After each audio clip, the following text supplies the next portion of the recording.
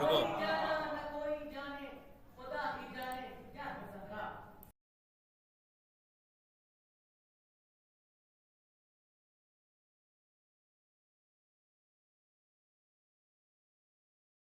کر جو میں نے سمجھا تو میری سمجھ کو بس اتنا آیا، علی ہے مشکل کشا ہمارے، علی کی مشکل کشا ہے زہرا. چند شعر سماعت فرمائیں گے کہ دی کا پردہ کافر کے چہرے سے ہٹانے آئی تھی، دی کا پردہ کافر کے چہرے سے ہٹانے آئی تھی، دنیا بھر کو غاصب کی پہچان بتانے آئی تھی، دنیا بھر کو غاصب کی پہچان بتانے آئی تھی. دیکھ مورخ دیکھ وہ تھی تمہید جہاد زینب کی، دیکھ مورخ دیکھ وہ تھی تمہید جہاد زینب کی، زینب کی ماں خطبوں سے دربار ہلانے آئی تھی. دیکھ مورخ دیکھ وہ تھی تمہید جہاد زینب کی، زینب کی ماں خطبوں سے دربار ہلانے آئی تھی. تو ان پڑھ ہی ٹھہرا، ان پڑھ تو ان پڑھ ہی ٹھہرا، سب کو ان پڑھ سمجھے گا، ان پڑھ تو ان پڑھ ہی ٹھہرا، سب کو ان پڑھ سمجھے گا. اسی لیے پیغمبر کی تحریر دکھانے آئی تھی، اسی لیے پیغمبر کی تحریر دکھانے آئی تھی. ان پڑھ تو ان پڑھ ہی ٹھہرا، سب کو ان پڑھ سمجھے گا، اسی لیے پیغمبر کی تحریر دکھانے آئی تھی. تو کل تک یہ جو بول رہے تھے کافی ہے قرآن ہمیں، کل تک یہ جو بول رہے تھے کافی ہے قرآن ہمیں، ان کی بھیڑ میں شہزادی قرآن سنانے آئی تھی.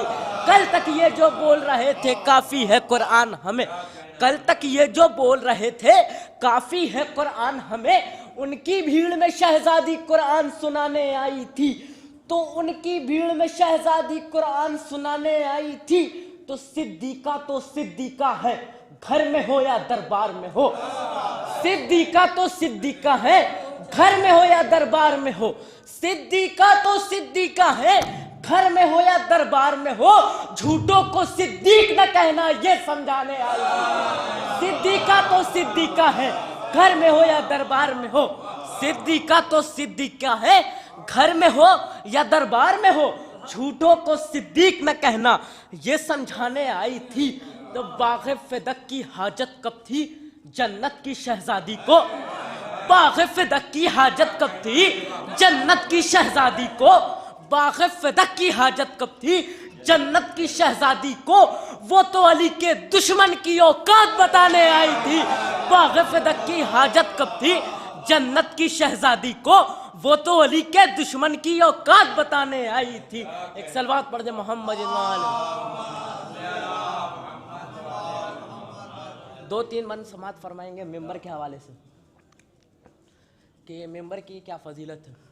کہ دین کی نشر و اشاعت کی جگہ ہے ممبر، دین کی نشر و اشاعت کی جگہ ہے ممبر، درس احکام شریعت کی جگہ ہے ممبر، درس احکام شریعت کی جگہ ہے ممبر، یعنی اعلان ولایت کی جگہ ہے ممبر، یعنی اعلان ولایت کی جگہ ہے ممبر. یاد رکھو کہ عبادت کی جگہ ہے ممبر، یاد رکھو کہ عبادت کی جگہ ہے ممبر. تو امتحان گاہ محبت ہے کوئی سیج نہیں، امتحان گاہ محبت ہے کوئی سیج نہیں، ممبر سید لولاک ہے اسٹیج نہیں، ممبر سید لولاک ہے اسٹیج نہیں.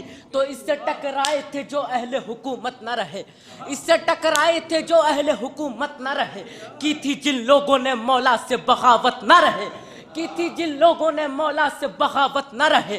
ارے مانگنے آئے تھے ممبر سے جو بیعت نہ رہے، مانگنے آئے تھے ممبر سے جو بیعت نہ رہے، مانگنے آئے تھے ممبر سے جو بیعت نہ رہے. تو ممبر مدحت اولاد پیمبر نہ بکا، ممبر مدحت اولاد پیمبر نہ بکا، کرسیاں بک گئی مظلوم کا ممبر نہ بکا، ممبر مدحت اولاد پیمبر نہ بکا، ممبر مدحت اولاد پیمبر نہ بکا، کرسیاں بک گئی مظلوم کا ممبر نہ بکا، کرسیاں بک گئی مظلوم کا ممبر نہ بکا. تو ہم ہما فوج جفاکار سے پوچھو اس کا، ہم فوج جفاکار سے پوچھو اس کا دبدبا لشکر کفار سے پوچھو اس کا دبدبا لشکر کفار سے پوچھو اس کا اوج جا کر رسنو دار سے پوچھو اس کا اوج جا کر رسنو دار سے پوچھو اس کا ارے مرتبہ میسم تمار سے پوچھو اس کا مرتبہ میسم تمار سے پوچھو اس کا تو مدح مولا میں جو منبر پہ کھڑا ہوتا ہے مدح مولا میں جو منبر پہ کھڑا ہوتا ہے اس کا قد سارے زمانے سے بڑا مدح مولا میں جو منبر پہ کھڑا ہوتا ہے مدح مولا میں جو منبر پہ کھڑا ہوتا ہے اس کا قد سارے زمانے سے بڑا ہوتا ہے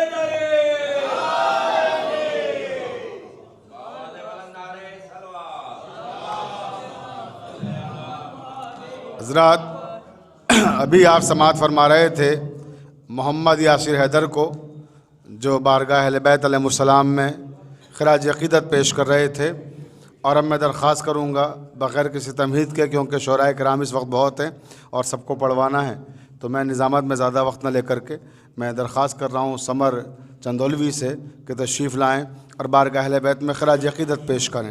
جناب سمر چندولوی۔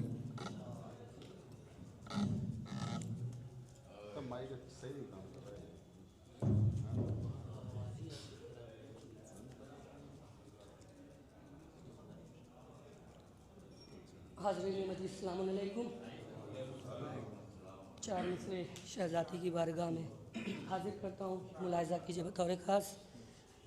دیکھیں کہ وہ نور کبریا ہی تھا جو فاطمہ میں تھا، وہ نور کبریا ہی تھا جو فاطمہ میں تھا، جو معجزہ نبی میں تھا وہ طاہرہ میں تھا، جو معجزہ نبی میں تھا وہ طاہرہ میں تھا، جو معجزہ نبی میں تھا وہ طاہرہ میں تھا۔ شعر دیکھیں بطور خاص کی، کرتے ہو قبضہ کس لیے نہر فرات پر، کرتے ہو قبضہ کس لیے نہر فرات پر، دریا تو مہر حضرت خیر النساء میں تھا، دریا تو مہر حضرت خیر النساء میں تھا، دریا تو حضرت خیر النساء میں تھا۔ نعرہ صلوات کا سہرا دیجیے۔ چار مصرے شہزادی کے حوالے سے اور ملاحظہ کیجیے بطور خاص کی، قلب و دہن کو پاک وہ پہلے کیا کریں، قلب و دہن کو پاک وہ پہلے کیا کریں، پھر وہ بطول کی عظمت لکھا کریں، قلب و دہن کو پاک پہلے وہ کیا کریں، قلب و دہن کو پاک وہ پہلے کیا کریں، پھر جا کے وہ بطول کی عظمت لکھا کریں۔ ام ابیہا کہہ چکے احمد بطول کو، ام حبیبہ کہہ چکے احمد بطول کو، صدیقہ لاکھ کوئی کسی کو کہا کرے، صدیقہ لاکھ کوئی کسی کو کہا کرے، صدیقہ کوئی لاکھ کسی کو کہا کرے۔ نعرہ صلوات۔ چار مصرے اور ملاحظہ کیجئے، اس کے بعد ایک مطلب چند اشعار حاضر کروں گا بنا کسی تمہید کے۔ دیکھیں کہ یہ اگر چاہیں تو تصویر بدل سکتی ہے، یہ اگر چاہیں تو تصویر بدل سکتی ہے، لوح محفوظ کی تحریر بدل سکتی ہے، لوح محفوظ کی تحریر بدل سکتی ہے۔ حسن حسین و علی مصطفیٰ کے جیسے ہی، حسن حسین و علی مصطفیٰ کے جیسے ہی فاطمہ زہرا بھی تقدیر بدل سکتی ہیں، فاطمہ زہرا بھی تقدیر بدل سکتی ہیں۔ نعرہ صلوات۔ ایک مطلب چند اشعار امام حسین علیہ السلام کے حوالے سے بنا کسی تمہید کے حاضر کرتا ہوں۔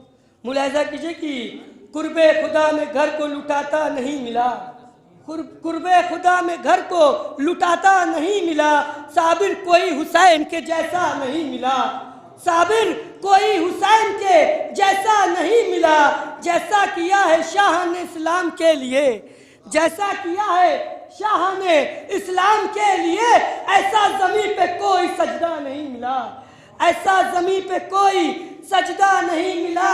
فتوے لگاتے ملتے ہیں ہم کو ہزار لوگ، فتوے لگاتے ملتے ہیں ہم کو ہزار لوگ، بیعت کی لاش کوئی اٹھاتا نہیں ملا، بیعت کی لاش کوئی اٹھاتا نہیں ملا۔ شعر دیکھیں کہ آل نبی کی مدح، آل نبی کی مدح سے خالی قرآن ہو، आले नबी की मदह से खाली कुरान हो, पारों में 30 एक भी सूरा नहीं मिला, पारों में 30 एक भी सूरा नहीं मिला। और देखे कि फितरुस परों को चूम कर देने लगा सदा, फितरुस परों को चूम कर देने लगा सदा, जिब्रील तुमको पर मेरे जैसा नहीं मिला, जिब्रील तुमको पर मेरे जैसा नहीं मिला। आले नबी के दर से वो पलटा हो खाली हाथ, आले नबी के दर से वो पलटा हो खाली हाथ, ऐसा रुए ज़मीं पर बंदा नहीं मिला, ऐसा रुए ज़मीं पर बंदा नहीं मिला। आखिरी शेर देखेंगी, फर्शे अज़ा पे आ तुझे सिखलाऊं बंदगी, फर्शे अज़ा पे आ तुझको सिखाऊं बंदगी, फिर हमसे ये ना कहना कि मौका नहीं मिला, फिर हमसे ये ना कहना कि मौका नहीं मिला। सलवात।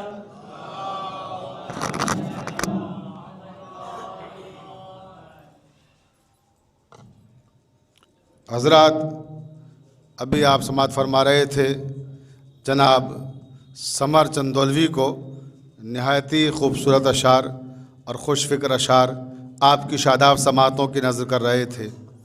और अब मैं आपकी खिदमत में एक ऐसे शायर को पेश करने जा रहा हूँ कि जो आपके अपने वतन का शायर है और जिसने पूरी दुनिया में आपके वतन के नाम को रोशन किया है, बल्कि हिंदुस्तान के नाम को रोशन किया है। और वो शायर जहाँ भी जाता है अपनी आवाज़ अपने कलाम से पूरे मजमे पे छा जाता है, और वो आपका अपना शायर है। मैं इफ्तिखार आरिफ के इस शेर के साथ उसे आवाज़ दूंगा कि शगुफ्ता लफ्ज़ लिखे जा रहे हैं, देखिएगा, शगुफ्ता लफ्ज़ लिखे जा रहे हैं मगर लहजों में वीरानी बहुत है, मगर लहजों में वीरानी बहुत है। तो एक ऐसा शायर अब आपके हुजूर पेश कर रहा हूँ जो लफ्ज़ भी शगुफ्ता लिखता है, लहजा भी जिसका शगुफ्ता है। मेरी मुराद है जनाब अंबर तुराबी से। आपके रूबरू तशरीफ़ ला रहे हैं अंबर तुराबी साहब, ज़ोरदार बुलंद लहजे में सलावत पढ़ के उनका खैर मक़दम करें।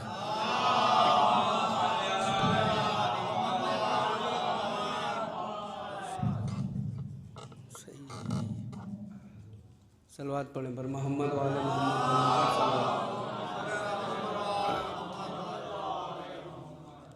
हज़रात, शहज़ादी सलामुल्लाह अलैहा की बारगाह से आगाज़ करता हूँ। एक मतला और 3-4 शेर। मतला ख़ास तौर से गुजारिश करता हूँ, आप सबको शामिल करता हूँ और आले मोहम्मद की बारगाह में आप सब की जानिब से हदिया करता हूँ। सुनिएगा मतला जोड़ के। खून में पाकीज़गी है, इसकी ये पहचान है। पूरी दुनिया में उलमाए किराम ने अज़ाए फ़ातिमिया का एहतमाम किया और कसरत से अल्हम्दुलिल्लाह हिंदुस्तान में भी अज़ाए फ़ातिमिया बहुत रूज पे इस वक्त। और इस बस्ती से एतराफ़ की बस्ती में अज़ाए फ़ातिमिया इस प्रोग्राम से पहुँची। अज़ाए फ़ातिमिया की तहरीर जो चलाई थी मौलाना मुंतज़िर जाफ़री साहब ने, वो एतराफ़ की बस्तियों तक पहुँची है। अब मैं मतलब पेश कर रहा हूँ, सिर्फ वाहिद कौम आप हैं जो ये बताना चाह रहे हैं कि अज़ाए फ़ातिमिया भी शहज़ादी सलामुल्लाह अलैहा की शहादत भी शहीद हुई हैं शहज़ादी, और कातिलों को आज तक पर्दे में रखा गया है। आप मुसलसल एहतजाज कर रहे हैं कि वो कातिल सामने आए। मैंने मतलब कहा है अगर पहुंच जाए तो ताई चाहता हूँ कि बला सुनिएगा। खून में पाकीज़गी है, इसकी ये पहचान है। खून में पाकीज़गी है, इसकी ये पहचान है। खून में पाकीज़गी है, इसकी ये पहचान है। कौन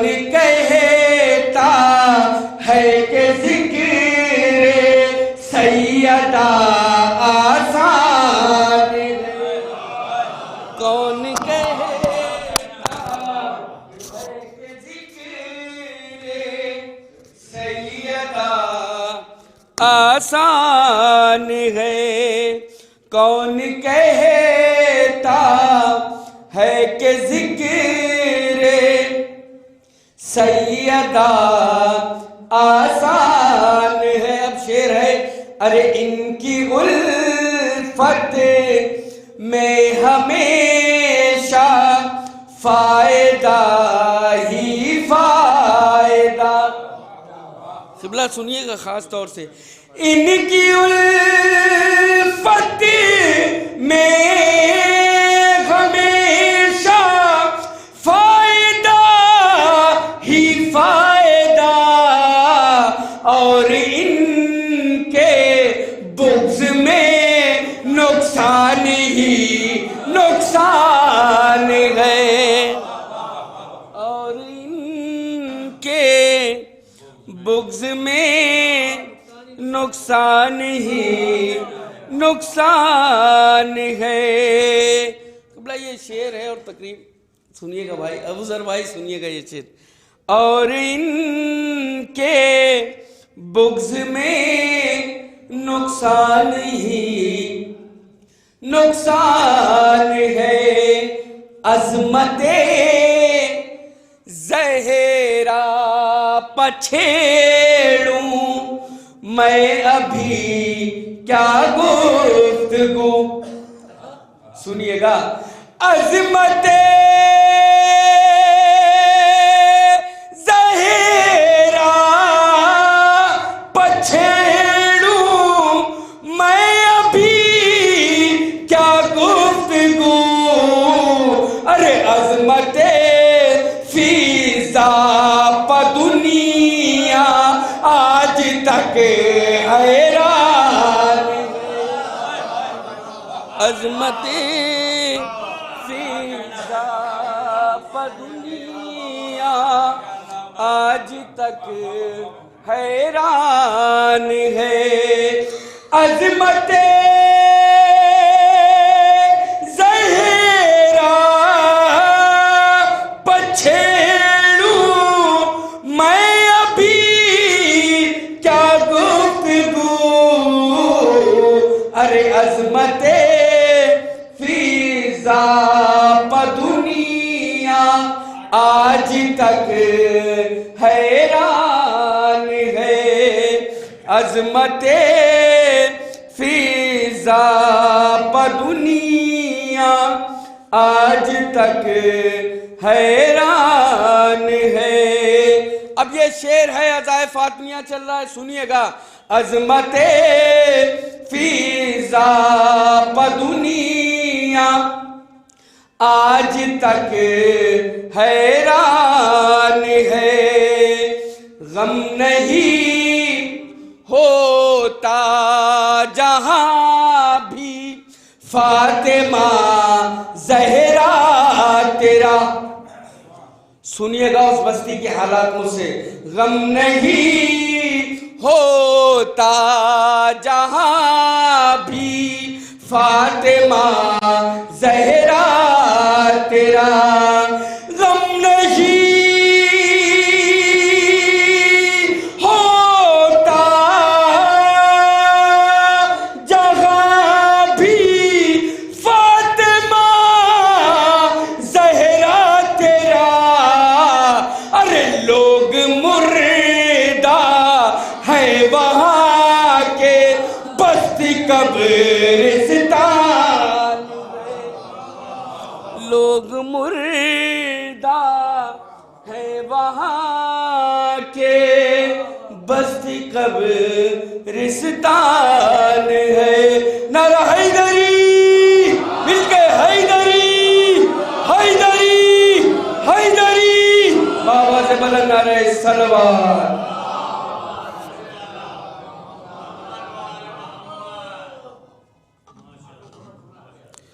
حضرات، ابھی آپ جناب عنبر ترابی صاحب کو سماعت فرما رہے تھے، جو اپنے مخصوص انداز میں آپ کی سماعتوں کو روشن کر رہے تھے، اور جیسا کہ میں نے عرض کیا تھا کہ پورے ہندوستان میں دلہی پور کی نمائندگی کرتے ہیں یہ، اور جب دلہی پور میں آپ کے درمیان کلام پڑھتے ہیں تو گویا یہ اردو ادب کے ترجمان بن جاتے ہیں، اور ہماری تہذیب اور ہماری ثقافت کا ایک ابھرتا ہوا نام عنبر ترابی، جنہیں آپ ابھی سماعت فرما رہے تھے۔ اذان ہو رہی ہے میرے خیال سے، ہاں اذان۔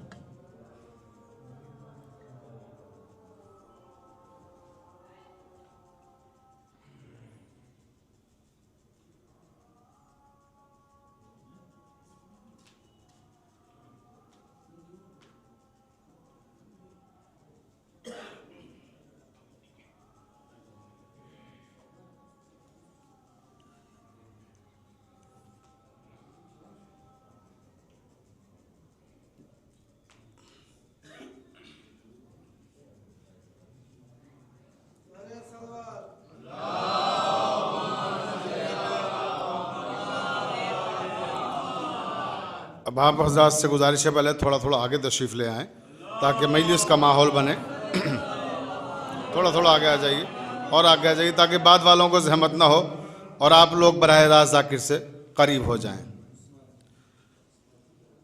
جیسا کہ آپ کے علم میں ہے 18 برس مکمل ہو گئے حسینیہ بیت الحزن میں عزائے فاطمیہ کی مجالس کو منعقد ہوتے ہوئے۔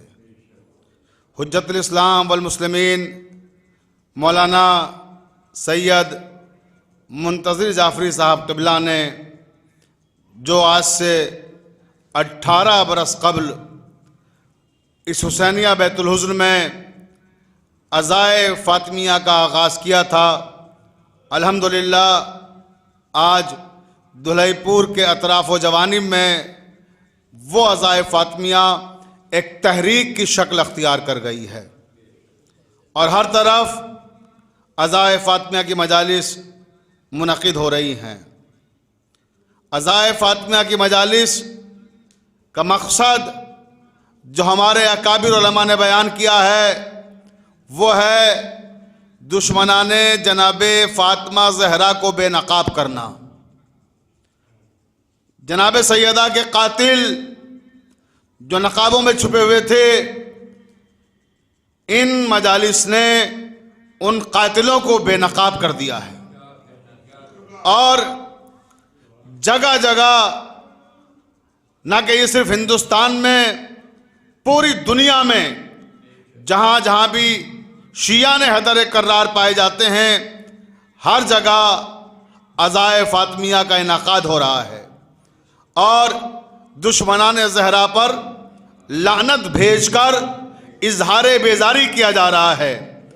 تو ہم اس اظہار بیزاری میں کیوں پیچھے رہیں؟ لعنت بر دشمنان زہرا، لعنت بر دشمنان زہرا، لعنت بر دشمنان زہرا، لعنت بر دشمنان زہرا، نعرہ حیدری، نعرہ صلوات۔ عزیزان محترم، جب ہم مدینہ منورہ زیارت کے لیے جنت البقیع جاتے ہیں تو جگر ٹکڑے ٹکڑے ہو جاتا ہے، دل پاش پاش ہو جاتا ہے، آنکھیں اشکبار ہو جاتی ہیں کہ خاتم النبیین افضل المرسلین کی اکلوتی بیٹی کا مزار بے سایہ ہے، ویران پڑا ہوا ہے۔ ایک جانب پیغمبر اسلام حضرت محمد مصطفیٰ صلی اللہ علیہ وآلہ وسلم کا روضہ اقدس روشنیوں میں نہایا ہوا ہے، اور دوسری جانب بیٹی کی قبر ویران پڑی ہوئی ہے، بے سایہ ہے۔ جگر ٹکڑے ٹکڑے ہونے لگتا ہے جب یہ منظر دیکھتے ہیں، اور دل سے دعا نکلتی ہے کہ اے بار الہ امام زمانہ عجل اللہ تعالی فرجہ شریف کا ظہور فرما، تاکہ دشمنان زہرا کیفر کردار تک پہنچیں اور ہم سب اپنی آنکھوں سے جناب سیدہ سلام اللہ علیہا کا مزار تعمیر ہوتے ہوئے دیکھ سکیں۔ تو ہم آج بھی ان مجالس میں احتجاج کرتے ہیں سعودی حکومت کے خلاف کہ جو مسلسل احتجاج کے باوجود بھی جناب فاطمہ زہرا سلام اللہ علیہا کے مزار کو تعمیر نہیں کر رہی ہے۔ انشاءاللہ یہ حکومتیں ان قریب برباد ہو جائیں گی، تباہ ہو جائیں گی، نیست و نابود ہو جائیں گی، اس لیے کہ آل محمد پر ظلم کرنے والے ہمیشہ برباد ہوئے ہیں اور ہمیشہ لعنت کے حقدار رہے ہیں، اور لعنت ان کا ابدی مقدر بن جاتی ہے۔ نام حسین نقش ہے حبل الورید پر، نام حسین نقش ہے حبل الورید پر، لعنت برس رہی ہے ابھی تک یزید پر، لعنت برس رہی ہے ابھی تک یزید پر۔ تو ان پر لعنتیں برستی رہیں گی، ان کا مقدر لعنت ہے۔ اور اب میں انتہائی ادب و احترام سے آسٹریلیا سے تشریف لائے ہوئے آسٹریلیا کے امام جمعہ حجت الاسلام والمسلمین مولانا مرزا شاہد حسین صاحب قبلہ سے درخواست کروں گا کہ تشریف لائیں اور آج کی اس مجلس کو خطاب فرمائیں۔ ہمارے آج کے اس پروگرام میں شرکت کرنے کے لیے آسٹریلیا سے تشریف لائے ہیں حجت الاسلام والمسلمین مولانا مرزا شاہد حسین صاحب قبلہ۔ بسم اللہ۔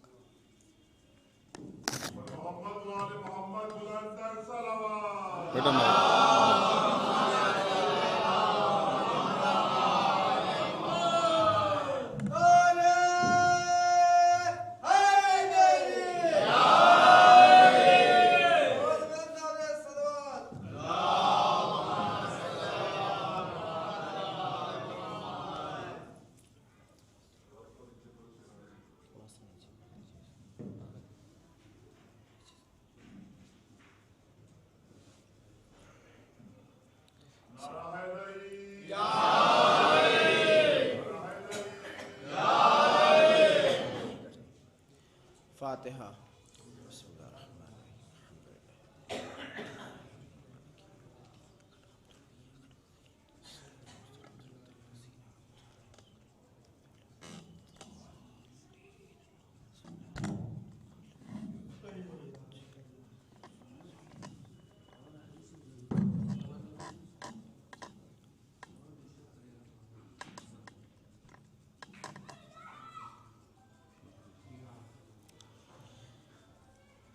لا حول ولا قوة إلا بالله العلي العظيم۔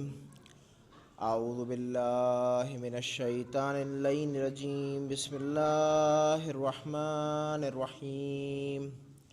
الحمد للہ رب العالمین والصلاة والسلام علی سید الانبیاء والمرسلین سیدنا و نبینا و شفیع المذنبین ابی القاسم مصطفیٰ محمد۔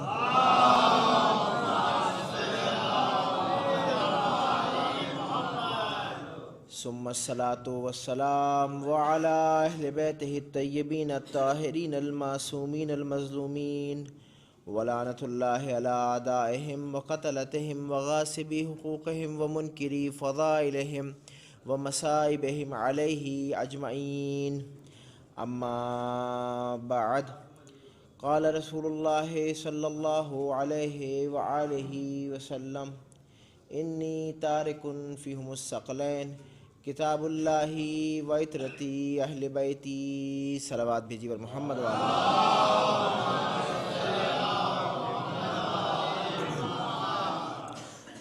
عزیزان گرامی، جس حدیث رسول کو میں نے اس مجلس کا عنوان سخن قرار دیا ہے، یہ وہ حدیث ہے کہ جو مشہور بھی ہے اور معروف بھی ہے اور عالم اسلام کے مسلمانوں کے درمیان مقبول بھی ہے، کہ جس کو عالم اسلام کے مسلمان قبول بھی کرتے ہیں، مانتے بھی ہیں اور اس کے اوپر اپنے نظریات کو پیش بھی کرتے ہیں.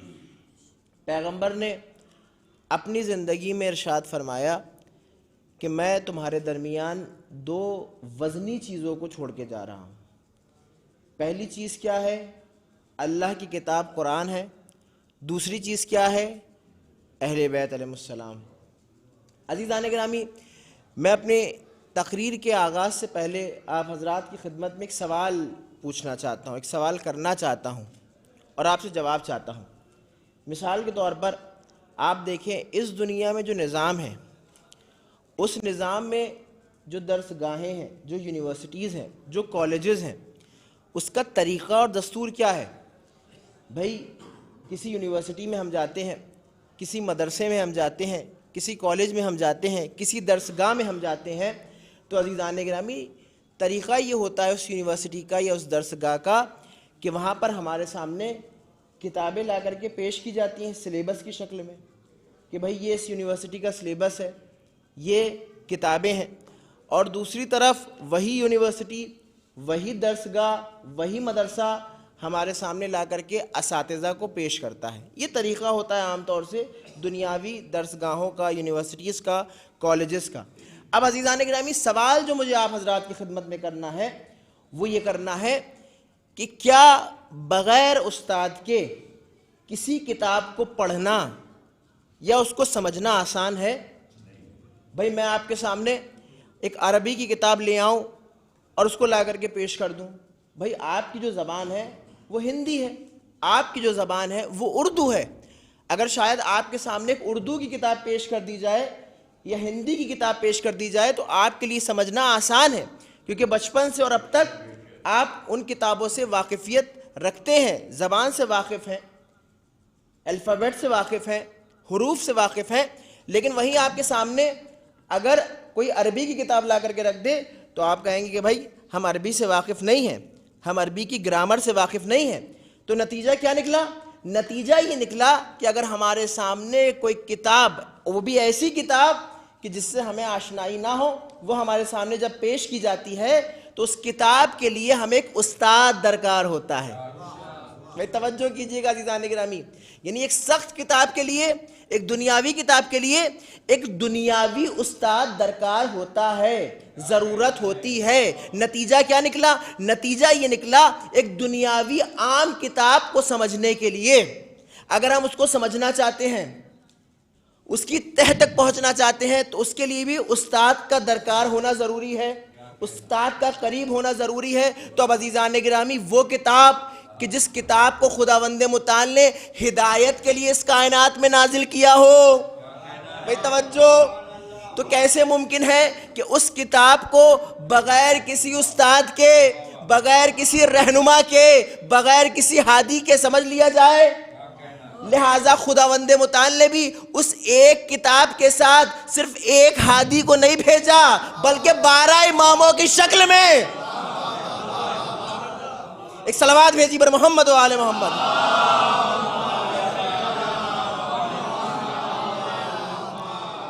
اب کچھ دیر میں آپ کے سامنے اسی موضوع کے اوپر گفتگو کروں گا. اب مثال کے طور پر آپ دیکھیں کہ جب ایک بچہ چھوٹا ہوتا ہے، اس دنیا میں آیا، پیدا ہوا، تھوڑا سمجھدار ہونے لگا تو ماں باپ کا دستور کیا ہوتا ہے؟ دیکھیے بہت عام فہم گفتگو میں آپ کے سامنے کروں گا، کیونکہ میرے سامنے میرے چھوٹے بھائی بھی بیٹھے ہیں. سخت الفاظوں کو لے آؤں، سخت جملوں کو لے آؤں، آپ کے لیے بھی سمجھنا سخت ہو جائے گا اور میرے لیے بیان کرنا بھی سخت ہو جائے گا اور سمجھانا سخت ہو جائے گا. لہٰذا کوشش یہ ہے کہ مثالوں کے ذریعے سے آپ کو بات پہنچا دوں. اب مثال کے طور پر ایک بچہ ہے کہ جو اس لائق ہو گیا ہے کہ اس کو اسکول بھیجا جائے، تو ماں باپ کا فریضہ کیا ہوتا ہے، فرض کیا ہوتا ہے، ذمہ داری کیا ہوتی ہے کہ شہر میں یہ دیکھا جائے کہ ابتدائی تعلیم کے لیے ایک بچے کی کون سا اسکول بہتر ہے. لہٰذا پرائمری اسکول ہوتے ہیں جو چھوٹے بچوں کے لیے کھولے جاتے ہیں، وہاں پر بچوں کو بھیجا جاتا ہے ابتدائی تعلیم کے لیے تاکہ بچے پڑھنا سیکھ جائیں، لکھنا سیکھ جائیں. یہ طریقہ ہوتا ہے دنیاوی لوگوں کا. اب عزیزان گرامی وہی بچہ کہ جس کے اندر ابھی دھیرے دھیرے شعور آ رہا ہے، دھیرے دھیرے سمجھ آ رہی ہے، شعور بڑھ رہا ہے، جب اتنا باشعور ہو جاتا ہے، جب اتنا سمجھدار ہو جاتا ہے کہ باتوں کو سمجھنے لگے، باتوں کو درک کرنے لگے، تو اب عزیزان گرامی ماں باپ کا دستور یہ ہوتا ہے کہ اس کو کسی اچھے اسکول میں ڈالیں، ہائی سیکنڈری اسکول میں ڈالے کہ جہاں پر وہ اعلیٰ تعلیم حاصل کر سکے اور ابتدائی کلاسوں کے بعد جو بعد کے کلاس ہیں یا بعد کے مرحلے ہیں ان کو طے کر سکے. بھائی بچہ گیا ابتدائی تعلیم حاصل کرنے کے بعد، دیکھیے گفتگو بہت آسان ہے، نتیجہ آپ کے سامنے پیش کرنا ہے، توجہ کیجئے گا. اب وہ بچہ اسکول جانے لگا، تعلیم حاصل کرنے لگا. اب عزیزان گرامی آخر میں کیا ہوتا ہے؟ آخر میں ماں باپ یہ دیکھتے ہیں کہ بھئی اب 12واں کر لیا ہے، 12th کمپلیٹ کر لیا ہے. اب یہ بچے سے پوچھا جاتا ہے کہ تم کیا بننا چاہتے ہو. توجہ عزیزان گرامی، بچے سے سوال کیا جاتا ہے کہ بھئی تم کیا بننا چاہتے ہو. کوئی یہ کہتا ہے کہ بھئی ہم ڈاکٹر بننا چاہتے ہیں، کوئی یہ کہتا ہے کہ بھئی ہم انجینئر بننا چاہتے ہیں، کوئی کہتا ہے کہ بھئی ہم کچھ اور بننا چاہتے ہیں. تو عزیزان گرامی جو بچے کا شوق ہوتا ہے، جو بچے کا مزاج ہوتا ہے، مزاج کے اعتبار سے یونیورسٹی کا انتخاب کیا جاتا ہے. بھئی توجہ عزیزان گرامی، اب مثال کے طور پر کوئی بچہ ہے جو انجینئر بننا چاہتا ہے تو انجینئرنگ کالج تلاش کیا جاتا ہے کہ جہاں بچے کو بھیجا جائے، جہاں اس کا داخلہ کروایا جائے. کوئی بچہ ہے جو ڈاکٹر بننا چاہتا ہے تو MBBS کالج دیکھا جاتا ہے، اس کا وہاں داخلہ کروایا جاتا ہے، اس کو وہاں بھیجا جاتا ہے. یہی تو دستور ہوتا ہے نا دنیا والوں کا، یہی تو دستور ہوتا ہے نا لوگوں کا. تو اب عزیزان گرامی جب بچہ اعلیٰ تعلیم حاصل کرنے کے لیے یونیورسٹی جاتا ہے یا انجینئرنگ کالج جاتا ہے یا میڈیکل کالج جاتا ہے تو وہاں پر جو وہاں کے اساتذہ ہوتے ہیں یا مدیران ہوتے ہیں، پرنسپل ہوتے ہیں، اس کے سامنے لا کر کے سلیبس کو رکھ دیتے ہیں، اس کے سامنے لا کر کے سلیبس کو پیش کر دیا جاتا ہے، استادوں کو پیش کر دیا جاتا ہے، ٹیچرز اور پروفیسرز کو پیش کر دیا جاتا ہے اور یہ بتایا جاتا ہے کہ بھائی یہ کتابیں ہیں جو تمہارے نصاب میں ہیں، تمہیں پڑھائی جائیں گی، یہ اساتذہ اور ٹیچرز اور استاد ہیں کہ جو تمہیں درس دیں گے. بھائی اتنی بات آپ کے سامنے واضح ہو گئی. اب عزیزان گرامی سوال یہ کرنا چاہتا ہوں اور پوچھنا چاہتا ہوں، ایک بچہ جو ابھی چھوٹا ہے، جو ابھی کچھ سال پہلے اس دنیا میں آیا، پیدا ہوا ہے، کیا آپ نے دیکھا کہ کوئی انسان اپنے اس چھوٹے سے بچے کو میڈیکل کالج بھیج رہا ہو یا انجینئرنگ کالج بھیج رہا ہو؟ نہیں عزیزان گرامی. کیوں؟ کیونکہ ابھی عقل اس لائق نہیں ہے. بھائی توجہ، ابھی عقل اس لائق نہیں ہے کہ وہ اعلیٰ تعلیم حاصل کر سکے، اعلیٰ چیزوں کو سمجھ سکے، بڑی چیزوں کو درک کر سکے. لہٰذا ابتدائی تعلیم کے لیے ابتدائی کتابیں ہوتی ہیں، ابتدائی تعلیم کے لیے ابتدائی استاد ہوتے ہیں، ٹیچرز ہوتے ہیں جو ابتدائی چیزوں کو پڑھا سکیں اور سمجھا سکیں. بھائی بات اتنی آپ کے سامنے واضح ہو گئی ہے. اب عزیزان گرامی یہ تو دنیاوی حساب ہے، یہ تو دنیاوی نظام ہے کہ جہاں پر یہ دیکھا جاتا ہے اگر بچہ چھوٹا ہے تو اس کو پرائمری اسکول بھیجنا ہے، جب اور بڑا ہوا تو ہائی سیکنڈری اسکول بھیجنا ہے، جب اور زیادہ سمجھدار ہو گیا اور اب یہ چاہتا ہے کہ کچھ بن جائے تو اس کو انجینئرنگ کالج بھیجا جاتا ہے، میڈیکل کالج بھیجا جاتا ہے. یہ دنیا کا نظام ہے، آپ کو ہر جگہ نظر آئے گا، ہندوستان میں بھی نظر آئے گا، ہندوستان کے باہر بھی نظر آئے گا. تو اب عزیزان گرامی دنیا کا نظام یہ ہے جو ہمارے سامنے ہے، لیکن جو خداوند متعال نے اس کائنات کا نظام بنایا ہے وہ بھی کچھ اسی انداز میں بنایا ہے. بھئی توجہ، کچھ اسی طرح سے بنایا ہے. اب آپ میں سے کوئی سوال کر سکتا ہے وہ کیسے؟ اب سن لیجئے، خداوند متعال نے اس دنیا میں 1,23,999 نبیوں کو بھیجا. توجہ، آدم اس دنیا میں ہدایت کے لیے آئے، نوح اس دنیا میں ہدایت کے لیے آئے، ابراہیم اس دنیا میں ہدایت کے لیے آئے، موسیٰ اس دنیا میں ہدایت کے لیے آئے، یوسف اس دنیا میں ہدایت کے لیے آئے، عیسیٰ اس دنیا میں ہدایت کے لیے آئے، ادریس اس دنیا میں ہدایت کے لیے آئے، آخری نبی حضرت محمد مصطفیٰ صلی اللہ علیہ وآلہ وسلم اس دنیا میں اس کائنات میں ہدایت کے لیے آئے۔ اب میرا سوال یہ ہے دنیا والوں سے کہ بھئی کیا جو زمانہ ابراہیم کا تھا وہی زمانہ موسیٰ کا تھا؟ جو زمانہ نوح کا تھا کیا وہی زمانہ عیسیٰ کا تھا؟ تو شاید آپ میں سے ہر انسان کی جواب دے کہ نہیں مولانا، ہر نبی کی شریعت الگ تھی۔ بھائی توجہ، ہر نبی کا انداز الگ تھا، ہر نبی کا زمانہ الگ تھا۔ معلوم یہ ہوا کہ زمانے کے اعتبار سے نبی کو بھیجا گیا۔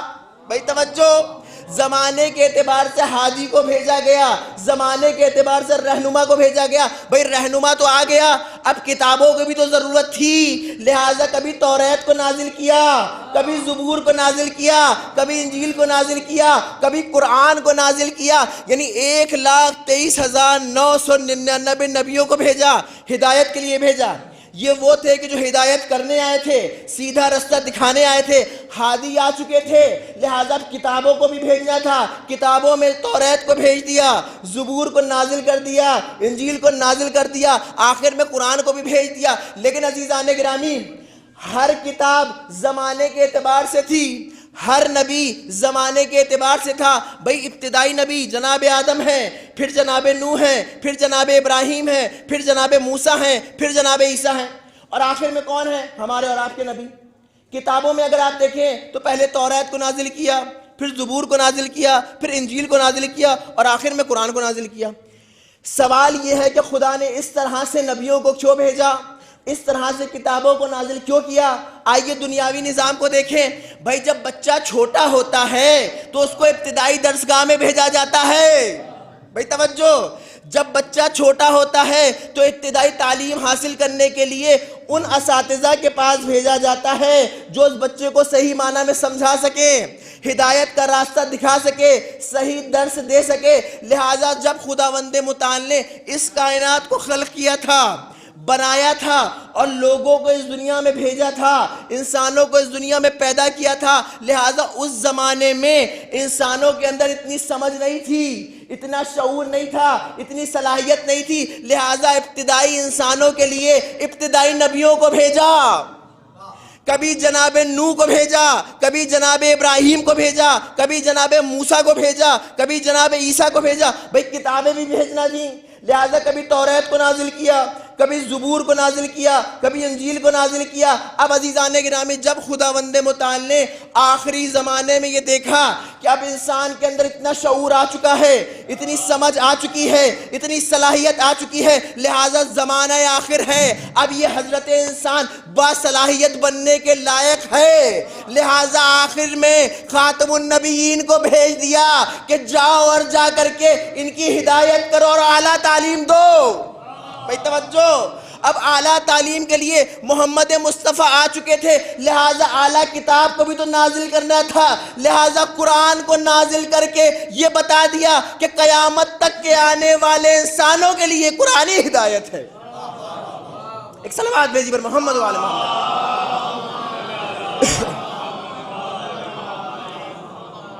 لہٰذا زمانے کے اعتبار سے نبیوں کو بھیجا اور زمانے کے اعتبار سے کتابوں کو بھیجا، اور جب دیکھا کہ آخر میں انسان اب اس لائق ہو چکا ہے کہ اب یہ اعلیٰ تعلیم حاصل کرے، بافہم ہو چکا ہے، لہٰذا آخری نبی کو بھیجا جو خاتم النبیین تھے۔ اب ان کے بعد کوئی نبی نہیں آئے گا، اور اس نبی کے ساتھ آخری کتاب کو نازل کیا کہ جس کو ہم قرآن کہتے ہیں۔ اب عزیزان گرامی، قرآن جب اس دنیا میں آیا، نازل ہوا، تو قرآن کے ساتھ اہل بیت علیہ السلام بھی تشریف لائے۔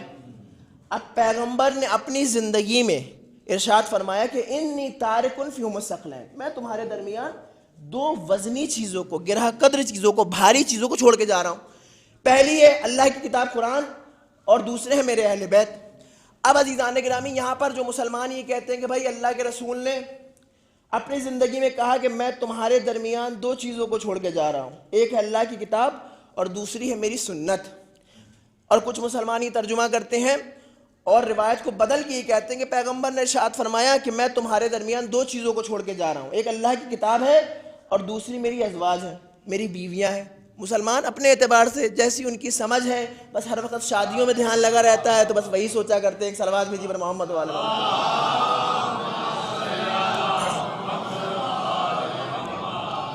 لہٰذا کچھ مسلمان یہ کہتے ہیں کہ پیغمبر قرآن کے ساتھ شریعت کو چھوڑ کے گئے ہیں، کچھ مسلمان یہ کہتے ہیں کہ پیغمبر قرآن کے ساتھ ازواج کو چھوڑ کے گئے ہیں، کچھ مسلمان یہ کہتے ہیں کہ پیغمبر شریعت کے ساتھ، اللہ کی کتاب کے ساتھ اپنے اصحاب کو چھوڑ کے گئے. یعنی بغض اہل بیت میں اتنی اندھے ہو گئے ہیں کہ سب کچھ نظر آ رہا ہے لیکن اہل بیت نظر نہیں آ رہا. تو عزیزان گرامی ایک عام مثال ہے کہ جس کے ذریعے سے بات کو واضح کرنا چاہوں گا آپ حضرات کے لیے، نہ کہ دوسروں کے لیے. وہ تو بغض اہل بیت میں اندھے ہو چکے ہیں، گئی ہوئی بینائی واپس نہیں آتی. لہٰذا آپ دیکھیے، مثال کے طور پر آپ نے مجھے دعوت کی کہ مولانا آپ کو دلہی پور میں حسینیہ بیت الحزن میں آپ کو مجلس پڑھنا ہے. آپ نے حکم کیا، میں آپ حضرات کی خدمت میں حاضر ہو گیا. جب میں آیا ممبر پہ تو میں اسی عالم میں آیا، اپنی ابا کے ساتھ، اپنے امامے کے ساتھ اور ایک گھڑی کے ساتھ. یہ 3-4 چیزیں اپنے ساتھ میں اس ممبر پہ لایا. جب میں مجلس ختم کر چکا اور میں جانے لگا تو آخر میں نے یہ کہا کہ میں آپ کے درمیان اس ممبر کو چھوڑ کے جا رہا ہوں، میں آپ کے درمیان اس مائک کو چھوڑ کے جا رہا ہوں، میں آپ کے درمیان ان کیمروں کو چھوڑ کے جا رہا ہوں. شاید ابو ذر بھائی ناراض بھی ہو جائے کہ بھائی کیمرے تو میرے ہیں اور مولانا کہہ رہے ہیں کہ میں آپ کے درمیان کیمروں کو چھوڑ کے جا رہا ہوں. یہ تو جب آئے تھے تو اپنے ساتھ صرف امامہ لائے تھے، صرف ابا لائے تھے اور ایک عدد گھڑی لائے تھے. لیکن اب جب جا رہے ہیں تو کہہ رہے ممبر بھی چھوڑ کے جا رہا ہوں، مائک بھی چھوڑ کے جا رہا ہوں، کیمرے بھی چھوڑ کے جا رہا ہوں. شاید مولانا کا دماغ کام نہیں کر رہا یا مولانا سمجھ نہیں پائے. بھائی بھول رہے ہیں جب آئے تھے تو آپ اپنے ساتھ کیا لائے تھے. نتیجہ کیا نکلا؟ نتیجہ یہ نکلا کہ انسان جو اپنے ساتھ لاتا ہے ان چیزوں کو یہ کہنے کا حق رکھتا ہے کہ میں تمہارے درمیان یہ چیزیں چھوڑ کے جا رہا ہوں. بھائی توجہ،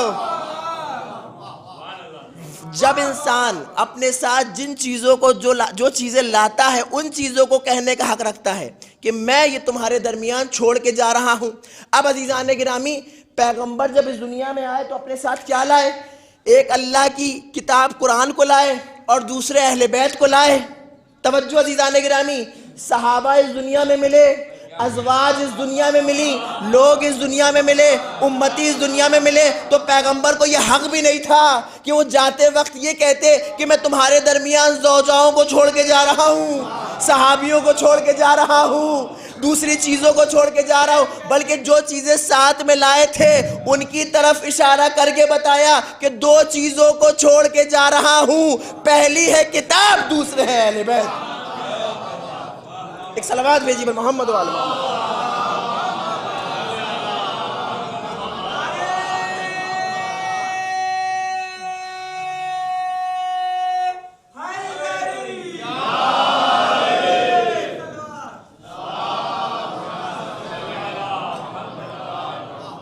بھائی قرآن کو قلب میں لے کر آئے تھے اور اہل بیت کو صلب میں لے کر کے آئے تھے. لہٰذا جب جا رہے ہیں تو جانے سے پہلے کہہ رہے ہیں کہ میں تمہارے درمیان 2 چیزوں کو چھوڑ کے جا رہا ہوں، ایک ہے قرآن اور دوسرے ہیں اہل بیت.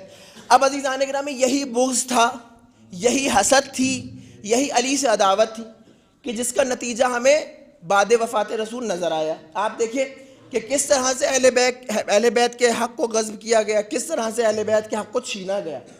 پیغمبر نے خود اپنی زندگی میں کیا ارشاد فرمایا کہ انا مدینۃ العلم وعلی بابها، میں شہر علم ہوں اور اس کا دروازہ کون ہے؟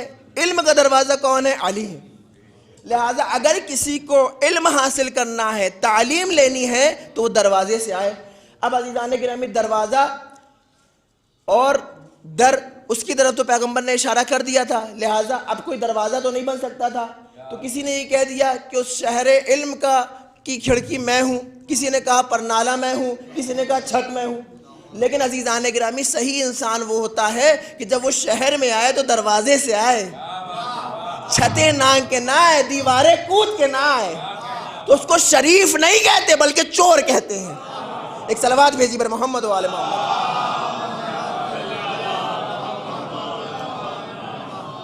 لہٰذا یہ بغض اہل بیت تھا. اور اب عزیزان گرامی، قرآن نے ایسے لوگوں کو کیا کہا ہے کہ جو بزم رسول میں بھی بیٹھتے تھے اور اس کے بعد منافقت کیا کرتے تھے اور منافق تھے. قرآن کہہ رہا ہے کہ ان کے دل میں حسد تھی، ان کے دل میں بغض تھا.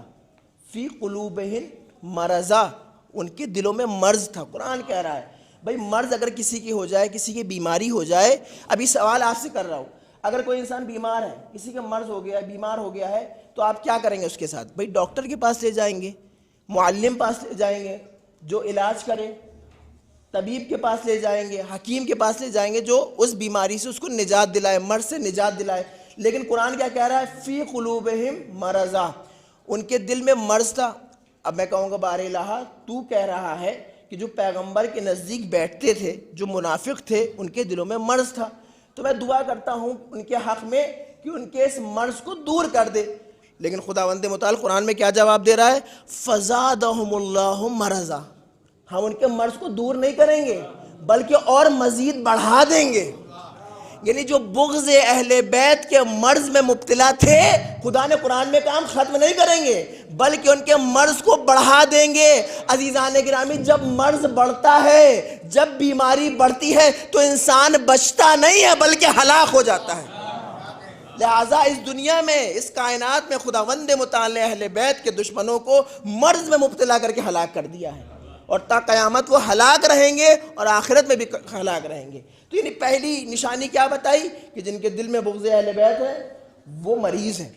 دوسری نشانی قرآن نے کیا بتائی کہ وہ زمین کے اوپر فساد کرتے ہیں، زمین کے اوپر فساد پھیلاتے ہیں، فتنہ پھیلاتے ہیں۔ جب ایسے لوگوں سے کہا جاتا ہے کہ زمین کے اوپر فتنہ اور فساد نہ پھیلاؤ، اب عزیزان گرامی وہ امت مسلمہ کے مسلمان جو کہتے ہیں کہ بھئی ہم جماعتوں کو لے کر کے نکل رہے ہیں، لوگوں کی اصلاح کرنے کے لیے نکل رہے ہیں، لوگوں کی اصلاح کرنے کے لیے نکل رہے ہیں، لوگوں کو نماز کا طریقہ بتانے کے لیے نکل رہے ہیں، لوگوں کو حج پہ لے جانے کے لیے نکل رہے ہیں، لوگوں کو زکوٰۃ دینے کے لیے نکل رہے ہیں، تو عزیزان گرامی ایسے لوگوں کے لیے قرآن کیا کہہ رہا ہے؟ قرآن کہہ رہا ہے کہ فتنہ نہ پھیلاؤ۔ تو وہ کیا کہتے ہیں کہ ہم فتنہ نہیں پھیلاتے بلکہ لوگوں کی اصلاح کرتے ہیں، ہم مصلحون ہیں، انا نحن مصلحون، ہم اصلاح کرنے والے ہیں، اصلاح پسند ہے۔ تو اب عزیزان گرامی آئیے دنیا میں ذرا دیکھیں کہ وہ لوگ کہ جو نام کا اسلام اپنے پاس رکھتے ہیں، جن کے چہروں کے اوپر داڑیاں بھی نظر آتی ہیں، سروں پہ ٹوپیاں بھی نظر آتی ہیں، پیجامے بھی گٹوں سے اوپر نظر آتے ہیں، جب وہ اصلاح کرنے نظر آتے ہیں تو اب عزیزان گرامی ان کی بزم میں، توجہ، ان کی بزم میں کوئی ابو ذر نظر نہیں آتا، کوئی سلمان نظر نہیں آتا، کوئی مقداد نظر نہیں آتا، کوئی قمیل نظر نہیں آتا، کوئی کمبن نظر نہیں آتا۔ جب وہ اصلاح کر لیتے ہیں تو ابو بکر البغدادی جیسے لوگ وجود میں آتے ہیں۔ لہٰذا وہ کہتے ہیں کہ ہم اصلاح کرنے کے لیے نکلے ہیں، وہ کہتے ہیں کہ ہم اصلاح کرنے آئے ہیں، ہم لوگوں کو صالح بنانے آئے ہیں۔ نتیجہ کیا ہوتا ہے کہ مسجدوں میں بم بنائے جاتے ہیں، نتیجہ کیا ہوتا ہے؟ مظلوموں کے اوپر ظلم کیا جاتا ہے، نہتوں کو مارا جاتا ہے، اور یہ کہتے ہیں کہ ہم اسلام کے نام کے اوپر اصلاح کرنے آئے ہیں۔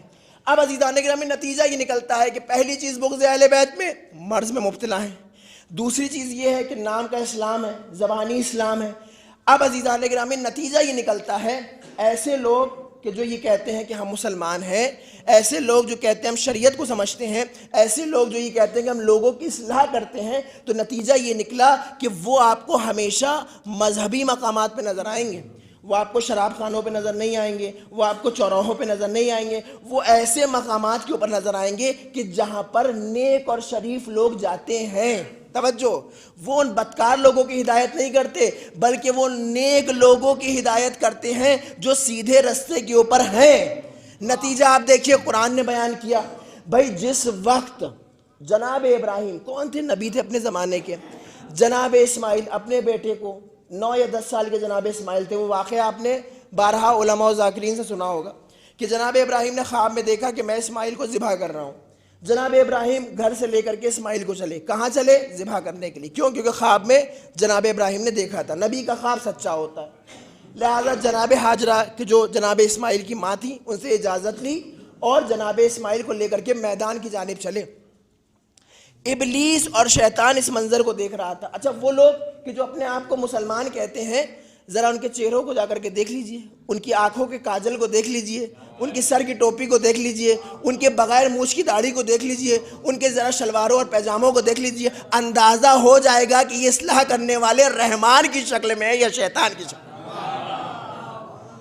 اب جناب ابراہیم جب جناب اسماعیل کو لے کر کے چلے ہیں میدان میں، تو شیطان اس منظر کو دیکھ رہا تھا، اور شیطان کا کام ہوتا ہے ورگلانا، شیطان کا کام ہوتا ہے بہکانا، شیطان کا کام ہوتا ہے گمراہ کرنا۔ شیطان نے دیکھا کہ ابراہیم اپنے بیٹے اسماعیل کو لے کر کے میدان میں جا رہے ہیں اور اللہ کی بارگاہ میں پیش کرنے لے جا رہے ہیں، لہٰذا کرتا تو کیا کرتا، نبیوں کے نزدیک جا نہیں سکتا تھا، لہٰذا گیا جناب حاجرہ کے پاس۔ جناب حاجرہ کہ جو جناب ابراہیم کی زوجہ ہیں، جا کر کے دق الباب کیا دروازے پہ۔ اچھا سوال یہ کس شکل میں گیا؟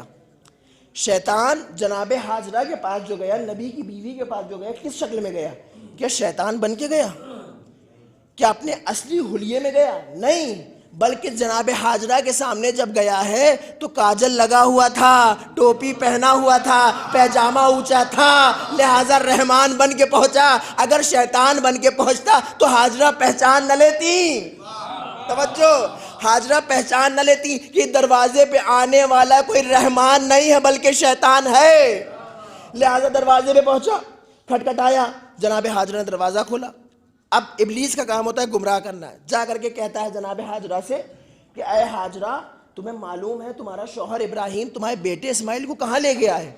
تو جناب حاجرہ نے کہا ہاں، میرا شوہر ابراہیم میرے بیٹے اسماعیل کو اللہ کی بارگاہ میں قربان کرنے کے لیے لے گیا ہے۔ کہا قربان کرنے کے لیے نہیں لے گیا ہے بلکہ تمہارے بیٹے کو قتل کرنے کے لیے لے گیا ہے، مارنے کے لیے لے گیا ہے، کیونکہ عورت حساس ہوتی ہے اولاد کو لے کر کے، لہذا شیطان کا کام تھا جذبات کو بھڑکانا، ورگلانا، گمراہ کرنا۔ جناب حاجرہ سے کہنے لگا، کیونکہ جناب ابراہیم کی دو زوجہ تھیں، جناب سارہ اور جناب حاجرہ، جناب حاجرہ سے کہنے لگا ابلیس کہ اے حاجرہ تمہیں معلوم ہے جب ابراہیم اسماعیل کو قتل کر دیں گے تو تمام جائیداد، تمام دولت اپنی دوسری زوجہ جناب سارہ کی سپرد کر دیں گے، تمہارے پاس کچھ نہیں بچے گا، سارے مقام، عہدے، منصب، دولت، شہرت سب سارہ کے پاس چلی جائے گی، تم خالی رہ جاؤ گی۔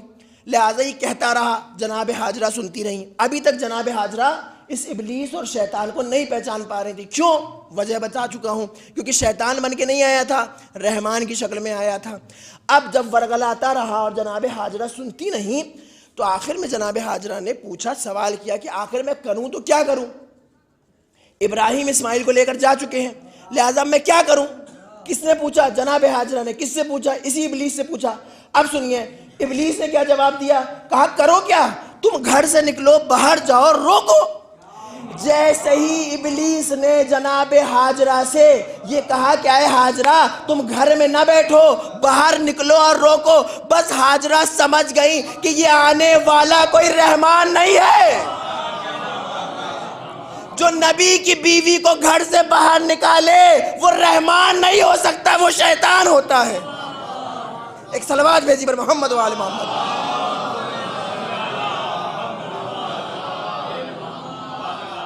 لہٰذا جناب حاجرہ نے کہا کہ لا حول ولا قوت الا باللہ العلی العظیم، شیطان کے اوپر لعنت کی اور اس کو بھگایا۔ تو عزیزان گرامی نتیجہ یہ نکلا کہ جو نبیوں کی زوجاؤں کو یا بیویوں کو اسکائے اور میدان میں لے آئے تو لانے والا بھی لعنتی ہے اور آنے والی بھی لعنتی ہے۔ کیوں؟ کیونکہ اسلام نے ہمارے سامنے ان ازواج رسول کا کردار رکھا ہے کہ جن ازواج رسول کا کردار صحیح معنی میں ہماری خواتین کے لیے اور ہمارے لیے آئیڈیل اور نمونہ عمل ہے۔ بھئی پیغمبر کے زمانے میں پیغمبر کے اصحاب میں کچھ ایسے اصحاب بھی تھے کہ جو لائق احترام ہیں، کچھ ایسی ازواج بھی تھیں کہ جو لائق احترام ہیں۔ ہم جناب ام حبیبہ کا احترام کرتے ہیں، ہم جناب ام سلمہ کا احترام کرتے ہیں، ہم جناب خدیجہ کا احترام کرتے ہیں۔ وہ بیویاں کہ جن بیویوں نے پیغمبر کی وفات تک پیغمبر کا ساتھ دیا اور پیغمبر کی وفات کے بعد بھی صحیح معنی میں دین کے اوپر باقی رہیں، ہم ان کا احترام کرتے ہیں۔ لیکن وہ ازواج کہ جنہوں نے پیغمبر کی زندگی میں بھی پیغمبر کی توہین کی، پیغمبر کی بات کی فرما برداری نہیں کی، پیغمبر کی بات کو رد کیا، لہٰذا نہ تب ہم ان کا احترام کرتے تھے نہ اب ہم احترام کرتے ہیں۔ اب عزیزان گرامی دو طرح کی ازواج پیغمبر کی زندگی میں ہمارے سامنے آئیں، دو طرح کے کیریکٹر و کردار ہمارے سامنے آئے۔ پہلا کردار اور پہلا کیریکٹر وہ ہے کہ جس نے اپنا سب کچھ دین کے اوپر لٹا دیا، اپنا تمام مال دین کے اوپر لٹا دیا، پیغمبر کی محبت میں، دین کی محبت میں۔ بلکہ یوں کہوں ایک وہ ہے کہ جو اپنے مال کو دین پہ لٹانے والی، دوسری وہ ہے کہ جو جمل کے میدان پہ اونٹ پہ بیٹھ کے آنے والی۔ لہٰذا اختیار عالم اسلام کے مسلمانوں کو دیا کہ تمہیں کس کا کردار اپنانا ہے، اس بی بی کے کردار کو اپنانا ہے کہ جس نے اپنی زندگی میں اپنے پورے مال کو دین اسلام کے اوپر لٹا دیا، یا اس کے اسلام کو اپنانا ہے کہ جو رسول کی وفات کے بعد گھر سے باہر آئی اور مولا سے مخالفت کی۔ ایک صلوات بھیجی پر محمد و آل محمد۔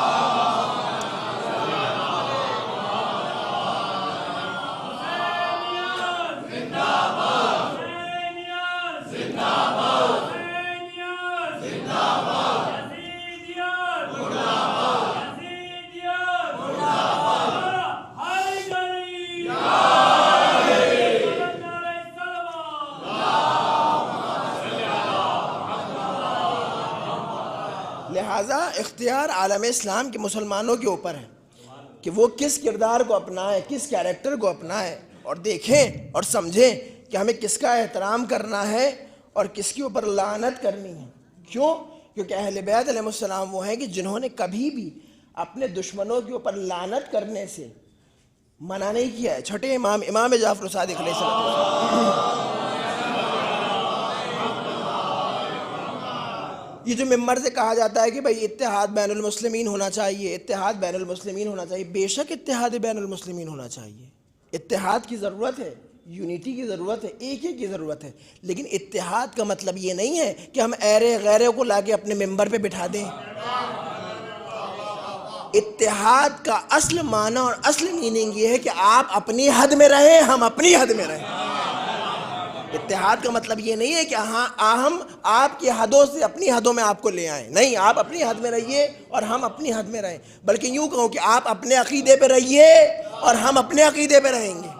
لہٰذا اتحاد کا مطلب یہ نہ سمجھیے گا کہ ہم دشمنان اہل بیت کو چھوڑ دیں یا جو لعنتی ہیں ان کے اوپر لعنت نہ کریں۔ چھٹے امام سے جب پوچھا گیا اور کہا گیا، چھٹے امام کے زمانے میں آپ کے صحابی نے آ کر کے یہ کہا کہ اے فرزند رسول، آپ کو پتہ ہے کہ آپ کے چاہنے والے اور آپ کے شیعہ آپ کے دشمنوں سے بیزار ہیں۔ جب ہم آپ کے دشمنوں کے اوپر لعنت کرتے ہیں یا ہم آپ کی جدہ فاطمہ کے قاتلوں کے اوپر لعنت کرتے ہیں تو کچھ لوگوں کو اعتراض ہوتا ہے، کچھ لوگ برا مانتے ہیں۔ تو اسی بزم میں ایک اعتراض کرنے والا بیٹھا تھا، اس نے کہا اے فرزند رسول، آپ اپنے شیعوں کو کیوں نہیں روکتے، آپ اپنے شیعوں کو کیوں نہیں منع کرتے؟ اب چھٹے امام فرماتے ہیں، امام فرماتے ہیں کہ میں منع نہیں کروں گا۔ کیوں منع نہیں کروں گا؟ امام نے جواب بھی دیا۔ امام نے کہا اگر میں منع بھی کروں گا تو وہ میری بات کو نہیں مانیں گے۔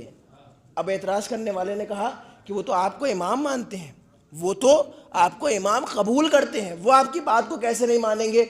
تو آپ جانتے ہیں امام نے کیا جواب دیا؟ اب یہ نتیجہ لیجئے گا آپ۔ امام نے یہ جواب دیا کہ مجھے بھی پسند نہیں ہے کہ میری بزم میں، میرے درس میں آ کر کے وہ لوگ بیٹھیں کہ جن کے دلوں میں میرا بغض ہے۔ اور امام نے کہا کہ جب تم میری بات نہیں سن رہے ہو تو وہ کیا میری بات سنیں گے؟ یعنی امام نے اپنی بات کو مکمل کر کے بات کو گھما دیا اور بتا دیا کہ دیکھو، جو چاہنے والے، جو ہمارے شیعہ ہمارے دشمنوں سے بیزار ہیں، ہم ان سے راضی ہیں، ہم ان کے عمل سے راضی اور ہم ان کو منع نہیں کریں گے۔ اور امام نے یہ بھی بتا دیا کہ دیکھو، بزم میں بھی ایرے غیرے نتھو غیرے کو نہ لایا کرو، اس کو لایا کرو کہ جس کے لیے امکان ہے آج ہدایت پہ نہیں ہے تو کل ہدایت پہ آ جائے گا، لیکن ایسے لوگوں کو بزموں میں نہ لایا کرو کہ جو کل بھی منافق تھے، آج بھی منافق ہیں اور مریں گے بھی منافقت کے اوپر۔ ایک صلوات بھیجی پر محمد۔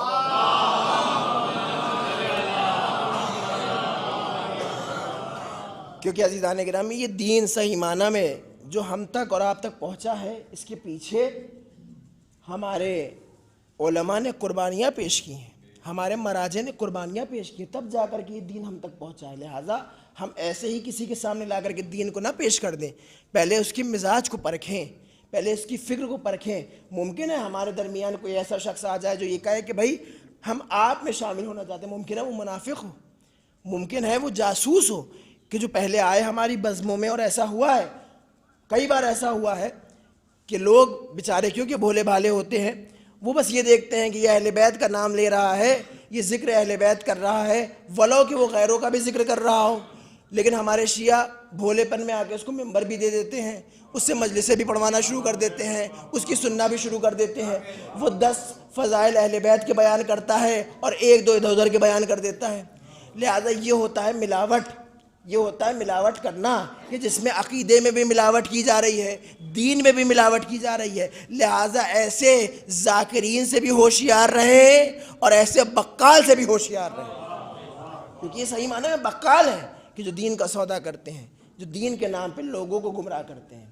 اور عزیزان گرامی، یہی دین ہے کہ جس دین کے لیے اہل بیت نے اپنی قربانی کو پیش کیا، اسی دین کو بچانے کے لیے، اسی شریعت کو بچانے کے لیے۔ آپ دیکھیں کہ شہزادی کونین جو دربار میں گئی ہیں، اسی دین کو بچانے کے لیے گئی ہیں۔ شہزادی کے لیے فدق اتنی بڑی چیز نہیں تھی، ایک معمولی سا باغ تھا فدق، لیکن شہزادی جو مطالبہ کرنے گئی تھی دربار میں، وہ در حقیقت میں دین کا مطالبہ کرنے گئی تھی، شریعت کا مطالبہ کرنے گئی تھی، حق علی کا مطالبہ کرنے گئی تھی۔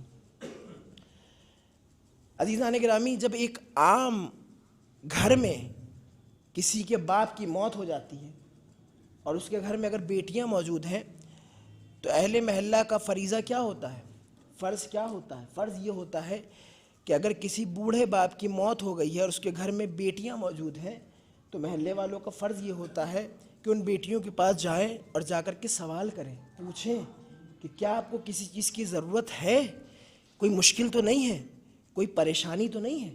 یعنی ایک عام گھر میں جب موت ہو جاتی ہے تو اہل محلہ کا یہ فرض ہوتا ہے کہ جا کر کے پوچھیں۔ لیکن عزیزان گرامی، تاریخ یہ کہتی ہے اور روایت یہ بیان کرتی ہے کہ بعد شہادت رسول اہل محلہ کا آنا تو بہت دور کی بات ہے، ایک مسلمان بھی در سیدہ پہ نہیں آیا، آ کر کے سوال نہیں کیا، آ کر کے نہیں پوچھا کہ اے سیدہ، آپ کے بابا کی شہادت کے بعد کیوں آپ کی کمر جھک چکی ہے، کیوں آپ کے دروازے پہ لکڑیوں کو جمع کیا گیا، کیوں آپ کے دروازے میں آگ لگائی گئی؟ کسی نے آ کر کے یہ نہیں پوچھا، کسی نے آ کر کے تسلیت عرض نہیں کی، کسی نے آ کر کے تعزیت پیش نہیں کی۔ دستور کیا ہوتا ہے دنیا کا کہ جب کسی کے گھر میں موت ہوتی ہے تو ہر انسان اس گھر پہ جاتا ہے کہ جس گھر میں موت ہوتی ہے، لیکن بعد شہادت رسول روایت یہ کہتی ہے کہ در سیدہ پہ تو کوئی نہیں آیا، لیکن سیدہ نے سر پہ چادر کو رکھا، ایک طرف حسن ہے، دوسری طرف حسین ہے، مدینے کے ایک ایک دروازے پر جا کر کے دک الباب کر رہی ہیں اور اپنے حق کا مطالبہ کر رہی ہیں، پوچھ رہی ہیں کہ تم غدیر کے میدان میں موجود نہیں تھے، کہ تم نے نہیں دیکھا تھا کہ کس طرح سے میرے بابا رسول اللہ نے اپنے ہاتھوں کو بلند کر کے علی کی ولایت کا اعلان کیا تھا۔ آپ جانتے ہیں کہ مدینے والے کیا جواب دے رہے تھے؟ کہہ رہے تھے اے فاطمہ، ہم یہ جانتے ہیں کہ حق آپ کے ساتھ ہے، لیکن آپ نے آنے میں دیر کر دی، ہم بیعت کر چکے ہیں۔ اور یہ کہہ کے شہزادی کونین کے منہ پہ دروازے کو بند کر لیتے۔ رسول کی ایک لوتی بیٹی مدینے کے ایک ایک دروازے پہ گئی ہے اور اپنے حق کا سوال کیا ہے، لیکن عزیزان گرامی ہر دروازے پر انکار ملا ہے اور شہزادی کونین اسی عالم میں واپس گھر پہ آ جاتی ہیں۔ روایت یہ کہتی ہے کہ رسول کی شہادت کے کچھ گھنٹوں کے بعد ثقیفہ وجود میں آ گئی تھی، اور 10 سے 15 دن کے اندر یہ تمام مصائب جو آپ سنتے ہیں کہ شہزادی کونین کے دروازے پر لکڑیوں کو جمع کیا گیا، اس کے بعد آگ لگائی گئی، اور اس کے بعد مولا متقیان کے گلے میں رسن کو باندھا گیا اور مدینے کی گلیوں میں کھینچا گیا، مدینے کی گلیوں میں کھینچا گیا۔ کیا عالم ہوگا اہل بیت کی مظلومیت کا۔ روایت یہ کہتی ہے کہ جس وقت پیغمبر اس دنیا سے رخصت ہوئے ہیں نا، تو شہزادی ٹوٹ چکی تھی۔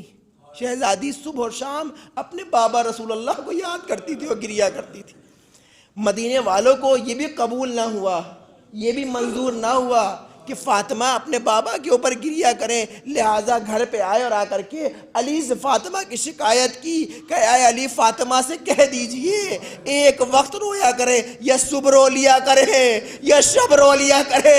ارے فاطمہ جس وقت اپنے بابا کو یاد کر کے روتی ہیں، ہمارے کاموں میں خلل پڑتا ہے۔ اللہ اکبر۔ روایت یہ کہتی ہے کہ مولا متقیان نے لوگوں کی آبادی سے دور ایک مقام کے اوپر بیت الحزن بنا دیا۔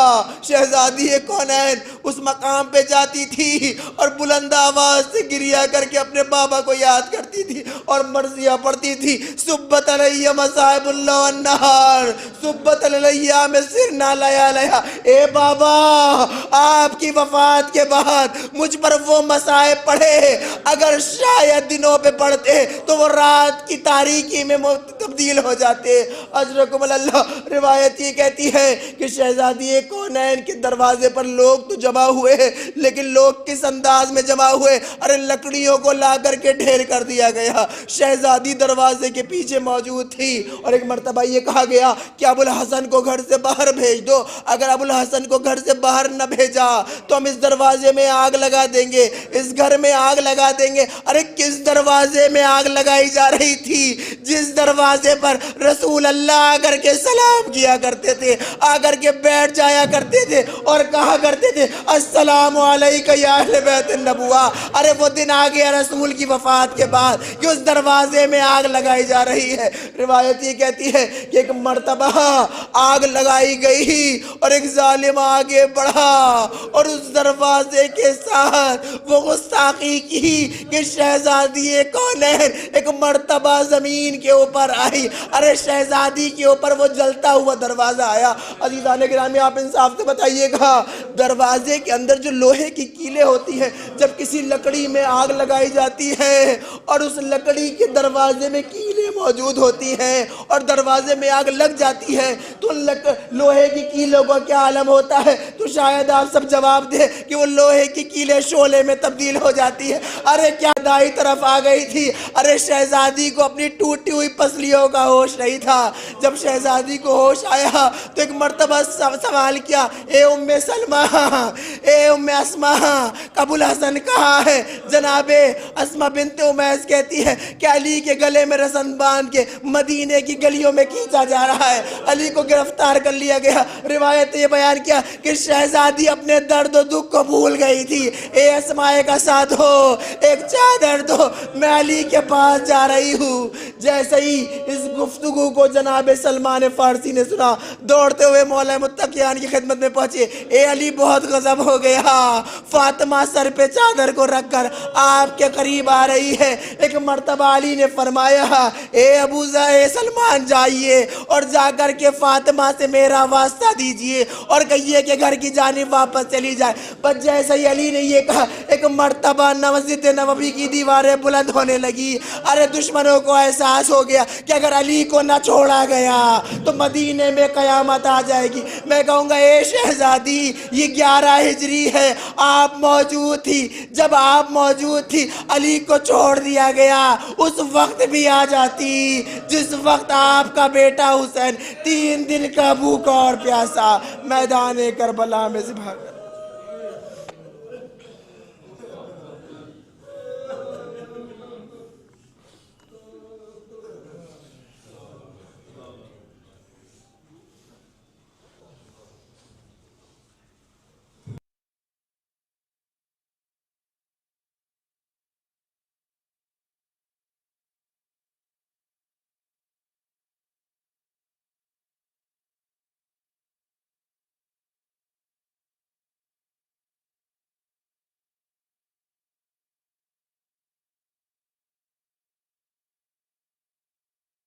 ترین خطیب